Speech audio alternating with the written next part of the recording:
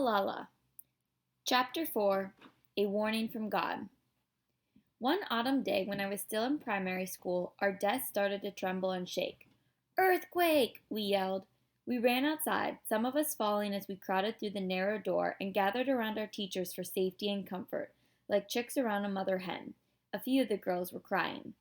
We lived in a region where earthquakes happened often, but this felt different. Even after we returned to class, the buildings continued to shake. The rumbling didn't stop. Miss Olfett, my all-time favorite teacher, told us to stay calm. She assured us that it would soon be over.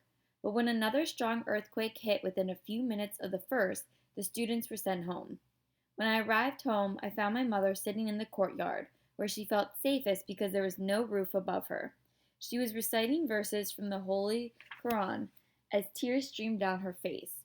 The aftershocks kept coming and continued past nightfall, and every time they did, my mother ran outside and insisted we go with her.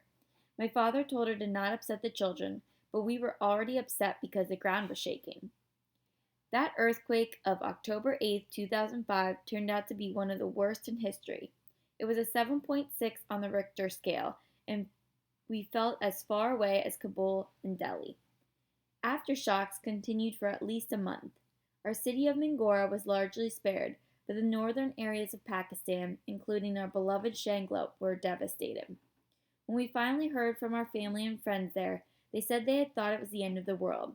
They described the roar of rocks sliding down hills and everyone running out of their houses reciting the Holy Quran, the screams as roofs crashed down, and the howls of buffalo and goats.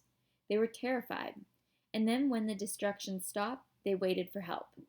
The government was slow to arrive, but help came immediately from rescue workers from a conservative religious group called Tehrik-e-Nafaz-e-Sharia-e-Mohammadi, TNSM, or the Movement for the Enforcement of Islamic Law, led by Sufi Muhammad and his son-in-law Maulana Fazlullah. Eventually the government tried to help, and aid from the Americans, who had troops and helicopters in nearby Afghanistan, made it in. But most of the volunteers and medical help came from organizations that were linked with militant groups like the TNSM. They helped clear and rebuild destroyed villages. They led prayers and buried bodies. They took in many of the 11,000 orphan children. In our culture, orphans are usually adopted by the extended family, but the earthquake had been so bad that entire families had been wiped out or lost everything and were no in position to care for additional children. Many of the orphans went to live in fundamentalist madrasas. Mullahs from the TNSM preached that the earthquake was a warning from God. If we did not mend our ways and introduce Sharia or Islamic law, more severe punishment would come.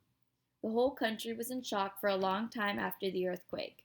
We were vulnerable, which made it that much easier for someone with bad intentions to use a nation's fear for his gain.